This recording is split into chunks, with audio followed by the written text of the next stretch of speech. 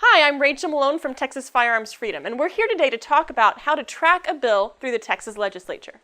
Now, I'm going to assume that you're already basically familiar with the bill process, where the bill gets filed, and it goes through committees, and it goes to the floor of both the House and the Senate.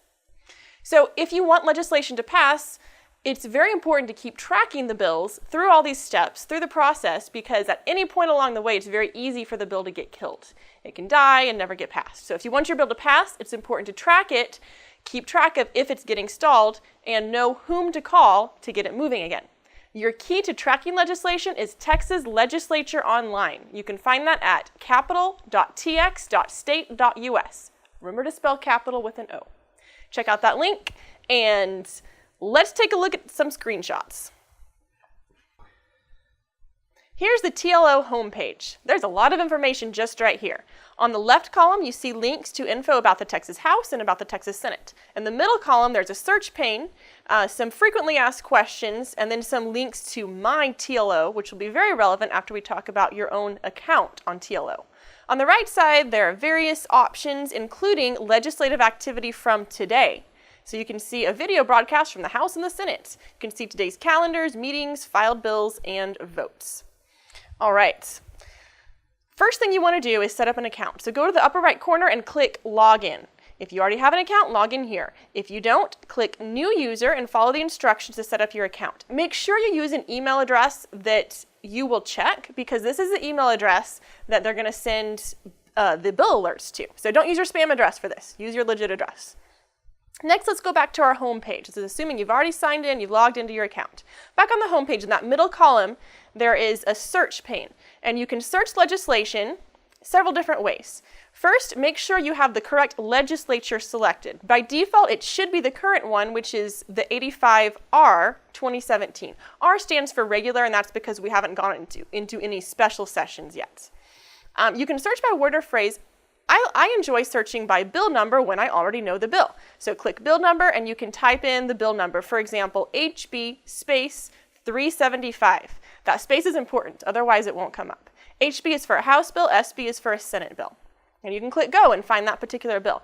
Another way, if you don't know the bill number, is to do a text search. So let's click that text search and see what we come up with. You have a lot of options here. One of my favorite ways to do a text search is just to search with any of the words. So I'm going to just type in handgun, comma, firearm, comma, knife. And that'll pull up all the bills that have either handgun or firearm or knife. It's also helpful to use the field that says excluding the words. For example, if you're searching on a subject that has a lot of other irrelevant bills, you can exclude those particular words.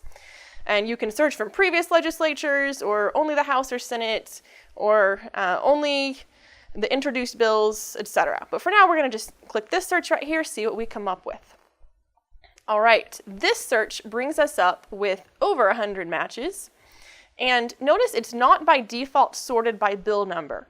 You can click that, it'll sort by bill number, and it's separated into pages, and you can go to the final pages just to see what updates have come on this search since you have been there. Let's look through the bills. We have a lot of information here. You see for each bill the bill number, the author, the caption, and the excerpt. The caption is what the bill author's office wrote to kind of describe the bill or describe the scope of the bill. Sometimes it's more accurate than at other times. The first one I'm seeing here is for HB 1935. It says relating to the carrying of certain knives. With that kind of caption, that could mean you're restricting the carry or expanding the carry. So it could go either way. Sometimes the caption is actually misleading and makes you think it's the opposite of what it is. So make sure you actually read the bill text. But the caption could be helpful just to identify bills. All right, let's take a look at what happens when we click the Texas icon to the left of the bill number.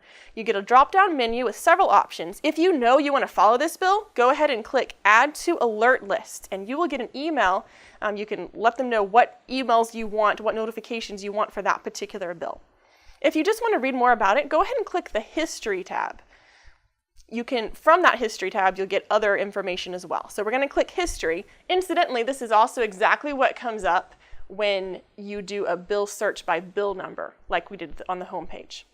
All right, here is our History tab for HB 375. Right at the top, you see the bill number, you see the last action that was taken on it. And you see the author. In this case, we have 2 authors. And then we see the co-authors. And sometimes you may have only 1 or 2 co-authors or 0. Sometimes you may have 50 or 60. And that's kind of an indication of what sort of support this has in the House of Representatives or in the Senate. Going down, you see the House committee to which this has been assigned. And when you click that, in this case, Homeland Security and Public Safety, you get a lot more information about the committee. We'll do that in a second. You see the current status, and you see the actions. And notice that the most current action is right at the top there.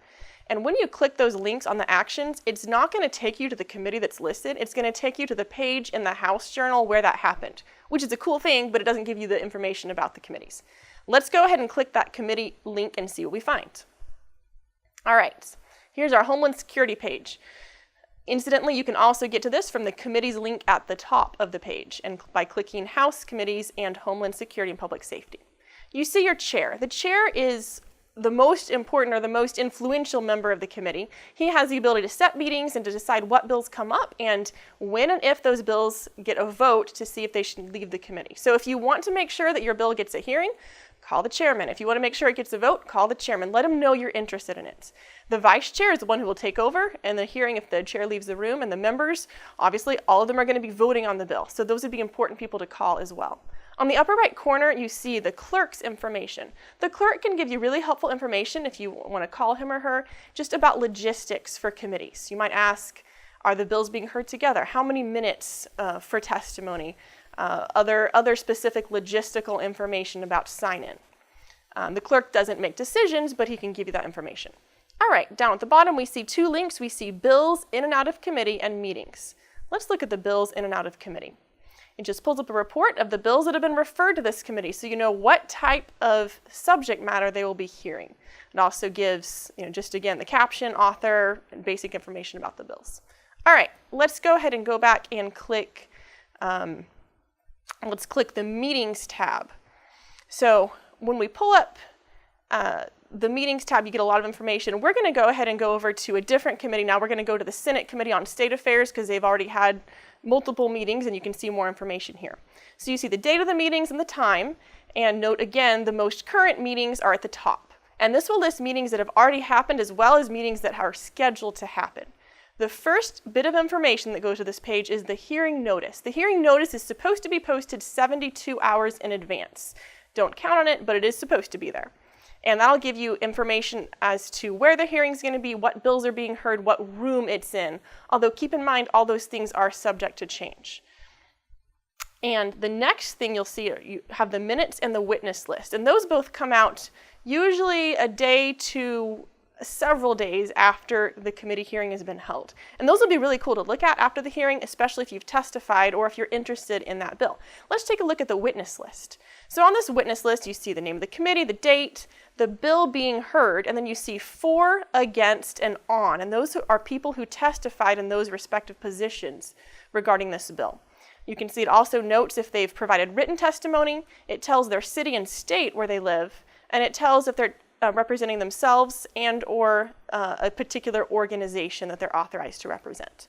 And then you see the ones who registered but didn't testify. So they just listed their position on the bill. And it's always a lot of fun after a hearing that you testified in to go back and find your name here and do a screenshot and share it with your friends and say, hey, I did this really cool thing and you should come out next time. All right, let's go back to our committees page. Again, if you just go and click the committees tab, you can see a whole host of information. And meetings by date, meetings by committee, upcoming meetings, committee membership, committee assignments by member. So feel free to check all of those out for both House and Senate. Let's go over to your account information. So let's go to My TLO, that tab at the top there, My TLO, and let's click Alerts. What we're going to do is we're going to enter bills on our alert list. So if you already know, if you already have a list of bills that you want to watch, just go ahead and type the bill number in. Again, remember the space. For example, HB space 131, SB space 86. Category is where you let them know what particular alerts you want. I always click any category because if I'm interested in a bill, I want updates on whatever happens to that bill. Comment is just your particular notes on that bill to remind you what it is. You might make a note of if you like it or if you don't like it, and any identifying thing that will help you remember it when you get the alert. Make sure to click Add Bill and double check to make sure you click Save before you leave the page, or guess what? It doesn't save it. So that's your bill alert list. Notice that on this same My TLO tab, you see sub-tabs with bills, calendars, committee notices, committee minutes, subjects, and adjournment. And you can get alerts for any of those items. Let's take a look at the committee notices. So if you know that you're really interested in a particular committee, or maybe you want to see the calendars committee so you know what bills are going to be sent to the House floor, just click Receive Email Alert and then again hit Save. The adjournment, when the House and Senate adjourns, can be useful if you're at a committee hearing that took a break for the full session of the House or Senate, and if they said, hey, we're going to come back to our hearing 30 minutes after adjournment. So you get your email notice and you say, okay, the hearing resumes in 30 minutes. I need to go ahead and head back to that room. Last thing I wanted to mention is if you need information on a particular representative or senator because you want to make phone calls. My favorite resource for that is the Texas Tribune website. So I go to texastribune.org/directory. It's very easily sortable by representative district or Senate district, by last name, by a few other things, and you can get the picture, information, chief of staff info. So that's a great resource as well.